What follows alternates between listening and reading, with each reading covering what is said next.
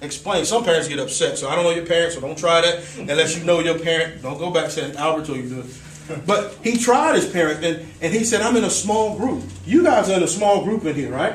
I come to believe, I don't know what church you go to, but truly, your generation is when they look at statistics, is the most spiritually inclined generation since the existence of the movement of Christ. Statistics is being studied now. It says spiritual, not religious. Religious is, you keep doing stuff habitually. But they say you're the most spiritually inclined. But what happens? For some reason, they say this generation is lost. How can you be spiritual but be lost? Can anybody help me with that one? How can you be inclined to want a relationship with God, know of a God, but yet be lost?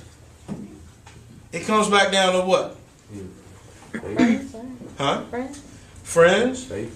Faith. The influence of peer pressures. You know what it really comes down to? Excuses. It comes down to excuses. We all can choose our destiny. Prime example, I missed it this morning. I'm a philosopher. We're coming down here. I know my sons get tired. We had a question. This was our question. It goes in this topic. What's my question? What's the difference between a goal and an expectation?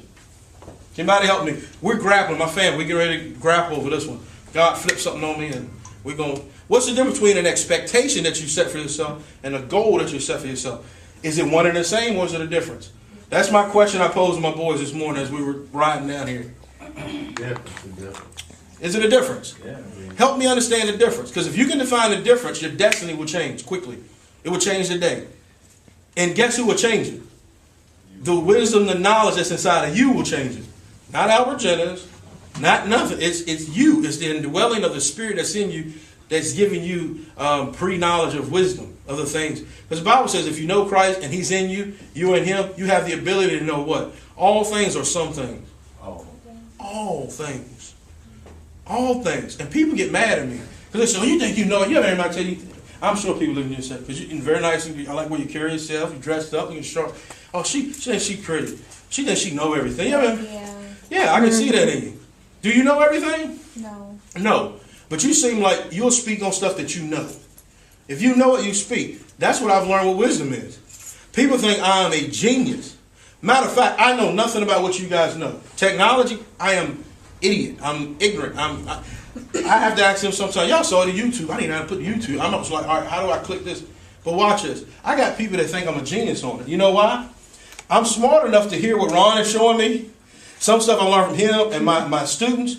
When I go in these big business meetings, I tell them, I say, there's an algorithm that creates a wave, and I know they sound good, and they're like, this dude intelligent. Then I start talking about God. So they already think I know everything about technology. I know no clue about it. So that's what you know. You speak when you know. That's wisdom.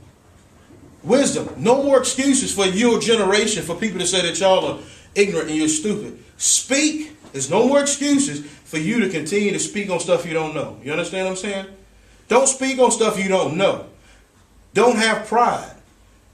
No more excuse. That's all we'll be talking about with you guys. Support our schools, other social service programs, community centers, roads and hospitals, and every dollar that we can save by having a form mailed back just equates to so many other services that we can provide to communities, especially in Lynchburg. In 2000, about 72% of homes did mail it back, and we have just hit that mark. But we want to push one more effort out today to try to even do better than that. We have some counties who've gotten up to about 80%, and we think Lynchburg can match that and do as well. And for every 1% that we could increase that mail back saves nationally like 85 million taxpayer dollars. And just think about other ways that could be spent than having someone have to go door to door to get information. So what we want to do today is have our walk through the neighborhood here, through some of these hard to count areas where people have not been mailing the forms back yet, and try to get them to come on out today and bring it over to the post office, because it's the last chance to get it back. And what we have today, first I want everyone here to have an opportunity to go up to the table and get yourself a t-shirt, a flashlight, and other things before they disappear. And when you're out there walking today, send people over. They can get a free t-shirt. We've got about 100 t-shirts up there and some other things to give away, and I want you to have first shot at that. We've got these signs, And this is the slogan. If you want to go out and chant this as you walk through the neighborhood today, today we count, fill it out, mail it back. And you might want to add something like, it's the last chance. Today's our last chance to get those forms back. So everyone, as you're walking through, you can carry one of these signs. It's about 10 to 11. I need you all to sign in on a volunteer sheet so that the U.S. government can send you a thank you letter later on this year.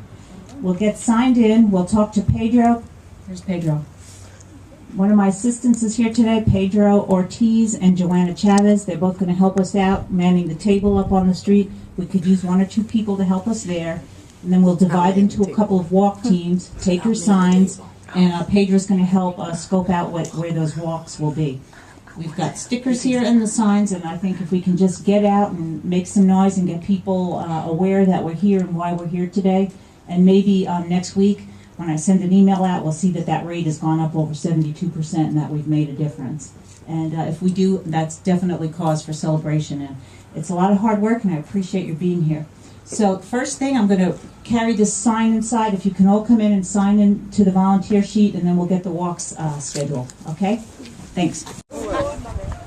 You know, I think they're going to make a little more noise if they just go out. Well, that's good, because that'll cover, the 2 blocks will cover the main area. You want a horn? All right, we'll just, I want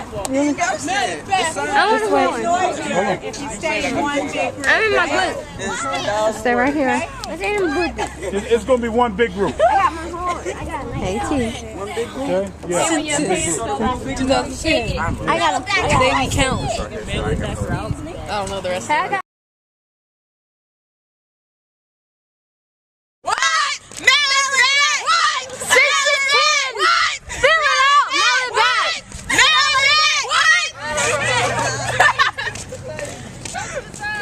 Go to the side. All right. He's straight up Martin Luther King Jr. in this stuff. Mail it back. What? Fill it out. Mail it back. Oh, mail it back. Oh, yeah, mail it back. What? Fill it out. Back to the account. Hold on, there's somebody. I got like this. Mail it back. Fill it out. Mail it back. Since it's 10. Oh, I should have recorded. Oh, here's somebody. Since it's 10, fill it out. Mail it back. Yes. Hold on. Fill it out. Mail it back. Since it's 10.